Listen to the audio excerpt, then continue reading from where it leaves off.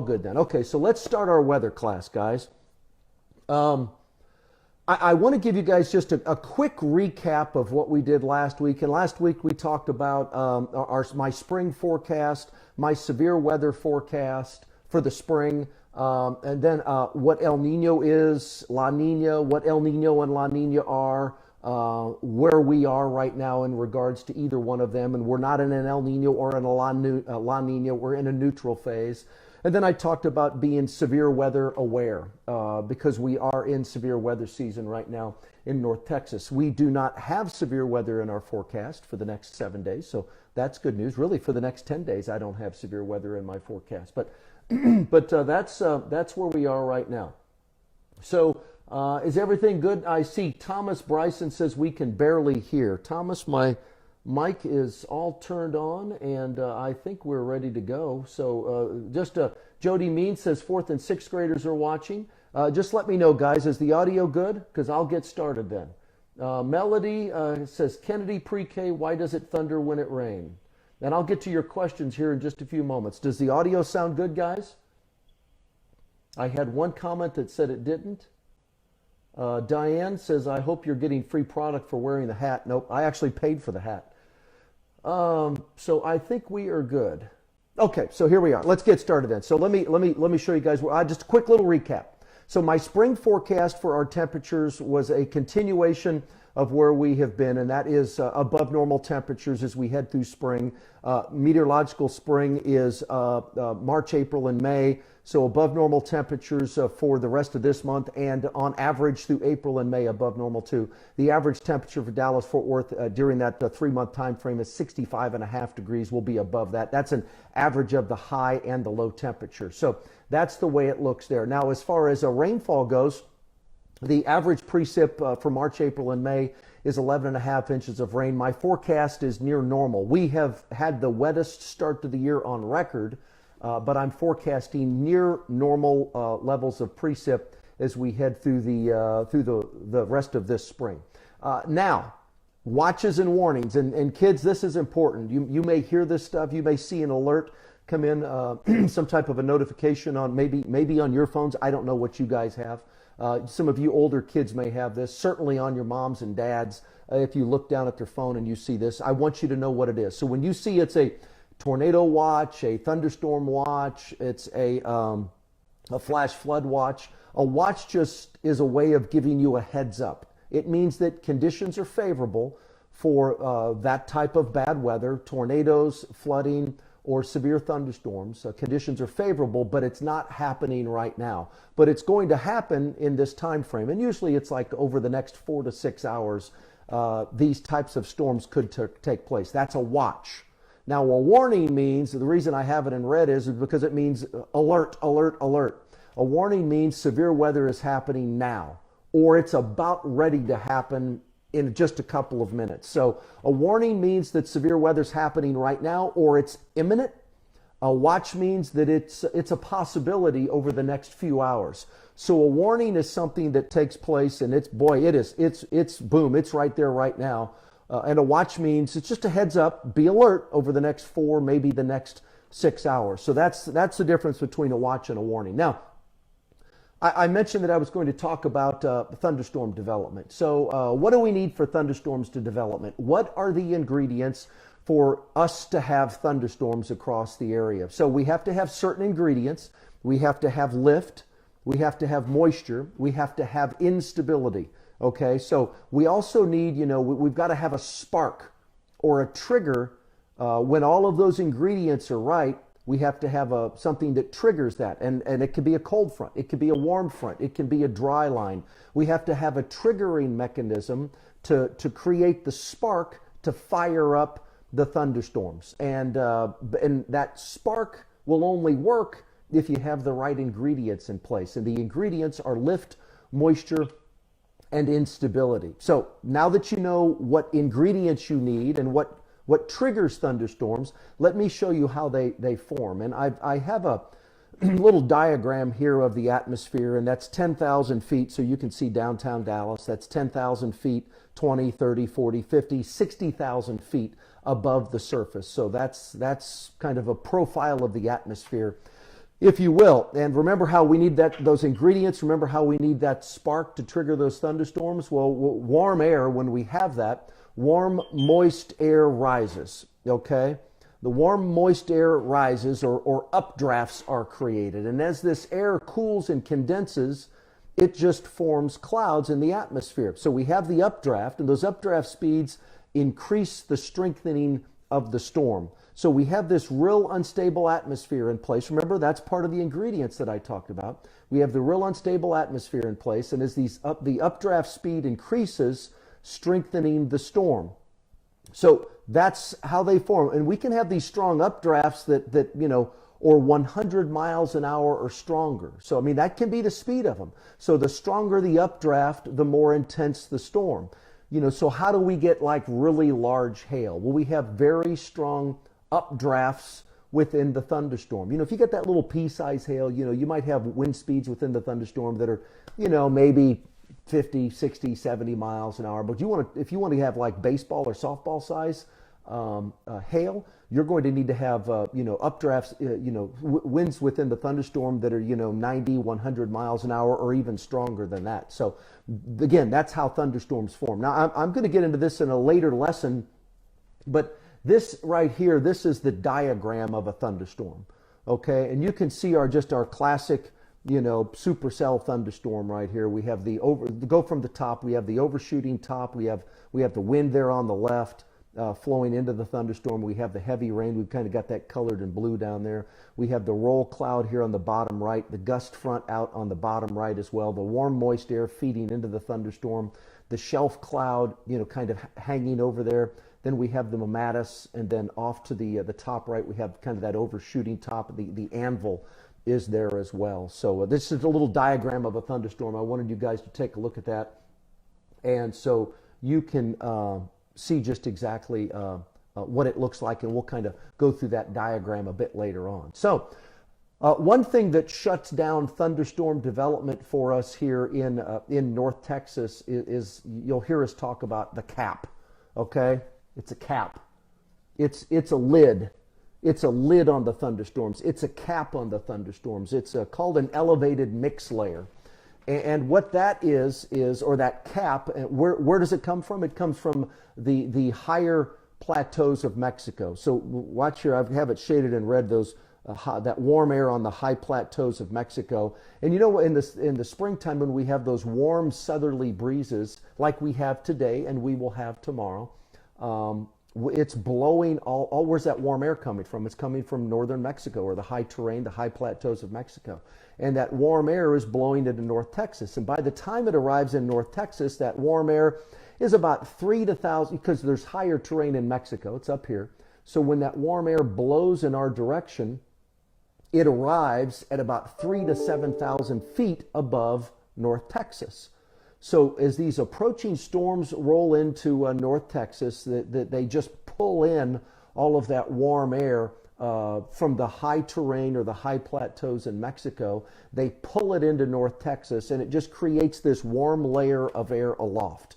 And that warm layer of air aloft, what it does is it prevents thunderstorms from becoming severe, in essence. So we have and that's called the cap. That warm layer of air aloft is called the cap. So what takes place is we have unstable air near the surface that rises rapidly. And you can see we've got that unstable air there in red. It's rising rapidly, trying to create thunderstorm development. And as that warm air rises, or that unstable air rises, it then bumps into this warm, stable air aloft. Remember that warm air that blew in from northern Mexico, or the high terrain of Mexico? That warm air that blew in and is sitting above us anywhere from 3 to 7,000 feet above us. So that unstable air rises, and then it just bangs into that warm, stable air, and those thunderstorms can't tower up. Those thunderstorms can't develop any higher. They can't grow any higher. And when they can't penetrate, Jason, let's go back one graphic if you can, please. And when they can't penetrate the cap, that just stops them from their development. So that's what the cap is, and that's how it shuts down severe weather development. So oftentimes, here, not only in the spring but throughout the year in Texas. We will have, it's like, hey, we have a chance of thunderstorms, and then all of a sudden nothing happens. And you're like, well, my gosh, I mean, what's going on? Why did those thunderstorms? They said there was a chance of thunderstorms, but nothing developed. Well, most often and usually, or oftentimes, we have that cap aloft, and it's very hard to detect it. Remember, I mean, we've got a pretty good handle of our weather down here where we live, but it's hard to determine exactly what is taking place up above us. So it's hard to measure every square inch of the atmosphere. We do know that warm layer of air exists. Oftentimes we don't know how thick it is. Oftentimes we don't know how warm that warm layer of air is. So anyway, those are all the different variables that go into severe thunderstorm development. So that's kind of our weather lesson for the day. Just a recap on what we had, a quick recap on what we had last week, and then a little bit about our weather thunderstorm potential and how these thunderstorms develop. So right now, let me take a couple of questions here for you guys. Zuzana Garcia, what is the most powerful type of tornado? The most powerful type of tornado, or maybe the strongest tornado, I guess would be an EF5. An EF5 on the enhanced Fujita scale. And the enhanced Fujita scale was put together to determine, you can't really send, I guess you could, but it's nearly impossible to do. Not impossible, but close to that. It's hard to send a sensor into storms, and although I know that there are some colleges, some universities, some storm chasers that are trying to do that right now. They're trying to drop these instruments into these tornadoes to see just exactly how strong they are. But the enhanced Fujita scale gives us an estimate of the wind speeds of a tornado. And if we can tell the type of damage that a tornado has done, you take that along with how structurally sound a building is, a house. You can factor in all of that engineering information into an estimated wind speed, and you come up with an EF0, EF1, all the way up to an EF5. So an EF5 would be the strongest ones. Melissa King Solomons, can you have thunderstorms in cold weather? Absolutely, you can. You absolutely can have thunderstorms in cold weather. We have that happen down here quite a bit. Again, that's all, and it happened on and off. It happened in January and February when we had cold temps. We were just above freezing. We had lightning. We had thunder. We had instability in the atmosphere. And in order to have lightning and thunder, you have to have that instability. And we had that, and consequently, we had thunderstorms here in the wintertime. Josh Altman, how strong are the winds of an F5 tornado? Well, Josh, we don't use the Fujita scale anymore. We now use the EF scale, and that's the enhanced Fujita scale. And the enhanced Fujita scale, the old Fujita scale, which was good for its day, it didn't take into consideration all of the new knowledge that we have now as far as knowledge from engineers and how structurally sound a building is. The enhanced Fujita scale, it's enhanced, it's new, it's better, because we're now taking all of that information from engineers on how structurally sound buildings are, and we now apply that to our wind estimate. So an enhanced Fujita scale, you said how strong are the winds? I think you said in an F5, but an EF5 on the new scale, that would be wind speeds of 201 miles per hour or stronger.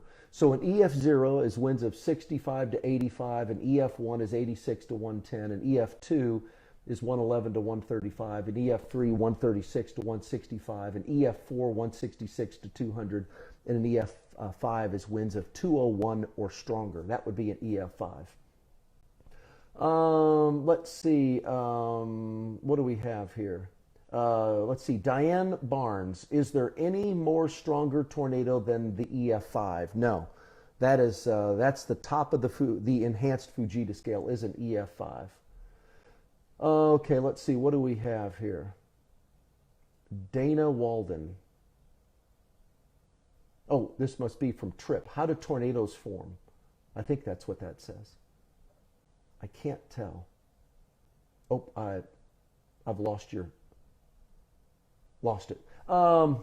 Okay, so let's see here. What is Christine Dodson? Christine Dodson, what is your favorite kind of weather? My favorite kind of weather is, as actually right now, I love the spring. I don't like storms because bad things happen to good people when we have storms. But I like this. I just love spring. I love the smell of fresh cut grass. I love the trees are budding right now, and I'm with you. I don't like all the pollen and all that junk that's going on right now, but I just like the spring. It's kind of a, it's kind of a, it's a new time of year. It's kind of a rebirth. It's the earth is kind of reemerging again, and there's all this life happening, and I love the spring. So spring is my favorite time of year. Let's see. Here's one. Anna Marie Hesh Smith. Jack has a question. He's age 7. He wants to know if you've ever been tornado chasing. The answer is yes, Jack, one time. I've only been storm chasing one time, and that was a long time ago. Now, when we have storms, I don't storm chase because I'm in the weather center at WFAA, so I don't have a chance anymore to go storm chase. But meteorologist Jesse Hawila, he goes out and storm chases for us now, along with a number of our other meteorologists as well. David Molina, is Dale an example of turbulence in the air? Absolutely, Dale. Dale is very. Dale doesn't know this, but we call him the vortex. When he walks into the studio, he's like a vortex. I'll let you figure that one out. I do like fall. I do. Somebody else says fall is our favorite season. I love fall too. I really do. I absolutely love fall here. Let's see. What do we have? Oh, what is the Lindsay Rouseland? What is the tallest type of cloud? That's from Daniel. He's 8 years old. Well, we have some of our cumulonimbus clouds can the tops of them can reach 50+ thousand feet. So those would be some of our tallest ones. We also have some cirrus clouds. Those are those real high, thin ones you see up in the sky, those real high, thin, wispy clouds. Those can be, 50,000 feet or so. So, there's two different ones right there that can be, 50,000 feet high or higher.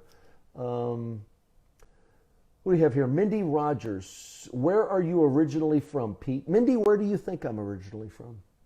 I am originally from Collinsville, Illinois. It's a small town just outside of St. Louis, Missouri. It's just the other side of the Mississippi River, probably, 15, 20 minutes east of the Arch in beautiful southern Illinois. So I'm from southern Illinois originally. My family and my wife's family still live back there. Debbie Latticino, is today Casual Thursday? Absolutely. No, I'm all dressed up in a tuxedo. No, of course today's Casual Thursday. For this, I figured, well, there's no need to get up and get dressed.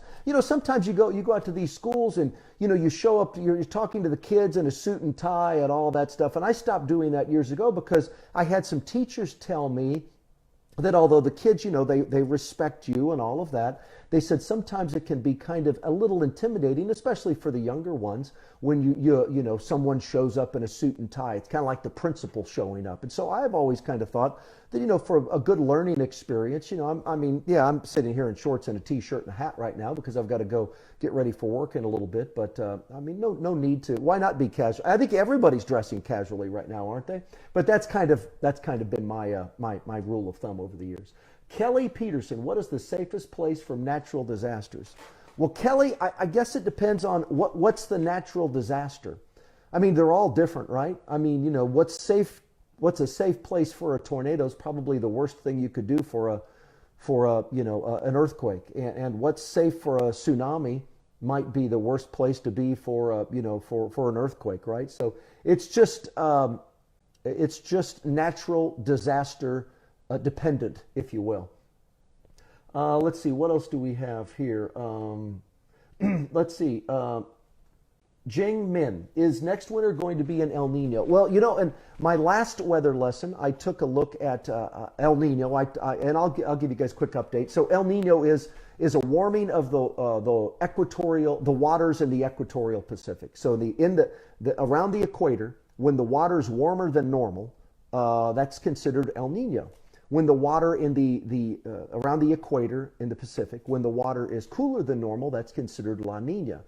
And when we're in either one of those phases, warm or cool, our weather pattern across the globe is shifted from its normal pattern, okay? So El Nino is warmer than normal in the equatorial Pacific. La Nina is cooler than normal in the equatorial Pacific. When either one of those happens, the overall global weather pattern is shifted from whatever's considered normal. And who knows what's normal anymore. But when that takes place, in Texas, and it's mainly a wintertime phenomenon, when that takes place in Texas, we tend to be wetter than normal and cooler than normal. Now, that doesn't mean a lot of snow, but we do tend to be wetter than normal and cooler than normal when we are in an El Nino year, drier than normal, a little warmer than normal in La Nina. In Texas, it's different for different parts of the world and different parts of the United States. But right now, we're in a neutral phase. So we're not in El Nino and we're not in La Nina. We're in a neutral phase. And your question is El Nino going to take place this upcoming winter? We're in a neutral phase right now. You know what that is. And the forecast, all of the models, keep us in that neutral phase, not only for the rest of the spring, but for the summer, but also into next winter. So as of right now, that's the latest projection. Let's see. Joey Krasner from my son Jeffrey. How far can a tornado travel? Let's see. Jeffrey, that's a great question. Tornadoes can travel long distances. There have been records of tornadoes traveling across several states. So I remember when I was little, I remember a tornado traveling, from Illinois, Indiana, across into Ohio. I don't know how many hundreds of miles that would be, but tornadoes can travel hundreds of miles, or they may only be on the ground for, 50 yards. So 50 yards or several hundred miles, or all in between. So that's the situation with the tornadoes and how far they can travel. Catherine Galloway, Alexa, who's in third grade, wants to know, how fast do tornadoes travel? And the answer is a tornado. So how fast do they travel? We know how far they can travel. How fast do they travel? Well, some of them can move along at a fairly fast pace, which might be 40, 50, maybe 60 miles an hour would be their forward speed. Other tornadoes might only travel at 5 or 10 miles an hour, which is pretty slow. So 5 miles an hour on up to the forward speed can be 50 miles an hour or stronger, and all in between. On average, I think on average we look at tornadoes traveling, their forward speeds probably about 30 miles an hour, 30, 35 miles an hour on average. There are exceptions to that. Let's see, what else do we have here? Oh, somebody has asked, I just lost the question, but somebody had asked, what are the topics the other meteorologists are going to talk about? We've kicked around 50 different topics, and I don't know what each person is going to talk about on their day, but I do know this, that starting Monday of next week, all of us, me, Greg Fields, Kaylee Dion, Jesse Hawila, and Kyle Roberts, there's 5 days, Monday through Friday, right? So each day, a different meteorologist is going to do this. We're going to have a little different lesson plan each day, and we will be here to give you our little lesson, let you ask questions. We will see your name, and we will call you out and mention you. Thank you for asking those questions. But Greg Fields is going to take Mondays. Kaylee Dion will have Tuesdays. I'm going to do Wednesdays. Kyle Roberts, I think, is Thursday, and Jesse Hawila is going to do Fridays. So as of right now, that is going to be our schedule starting Monday. So I think you guys have enjoyed this. We have certainly enjoyed doing this. So beginning next week, Monday through Friday at 1 o'clock each day, each one of the WFAA meteorologists will have a little weather lesson for you, let you ask questions and give you a little bit of information. Tacey Kistler, have you ever been in the eye of a hurricane? No, I haven't. I went through a number of hurricanes when I was in Florida, but I have never been in the eye of a hurricane, and I'm happy to say that. You know what? I kind of wonder if I was in a couple in Louisiana or maybe in the Texas coast when I did get into the eye briefly. I don't remember, but that's the kind of thing you would typically remember. I've been close, let's put it that way. The eye of the hurricane is not a problem. It's the eye wall of a hurricane that's the big problem. And I'll get into like some hurricane diagrams. We're gonna get more in depth with how does hail form, how do tornadoes form. Kaylee Dion's got a pretty cool experiment she's going to do with how hail forms. Kyle Roberts has got some cool ones with severe thunderstorms and tornadoes, and so does meteorologist Jesse Hawila. Let's see, what else do we have here? Oh, there's a couple. Yes, Kaylee's going to get into how hail forms. So yes, Megan Lewis says, thanks WFAA meteorologist for these lessons. Well, Megan Duke Lewis, you are very welcome. It is right now, it is 1:30, so I want to thank you guys for being a part of our Weatherminds. I also want to send out a big thanks to our friends at TXU Energy. I know right now that you, your friends, your family are all struggling right now, and our friends at TXU Energy are providing just a fantastic service to us. They've been a longtime sponsor of our Weatherminds program, and that Weatherminds program, you know, it's we go to schools, and we do this in classes with schools. You know, all 5 of us meteorologists do this. We really enjoy doing it. But since we can't go to school and give you our weather talks, we wanted to take school to you. So my thanks to TXU for continuing to support Weatherminds and WFAA. Our friends there at TXU are just absolutely awesome. So thanks to you all for very much for doing that. Okay, guys, that's it. I am out of time. Thanks for doing this today. We will be back on Monday, and we will do this again. Greg Fields will see you Monday at 1 o'clock. I'll see you guys today on News 8 at 5, 6, and 10. See you then. Bye.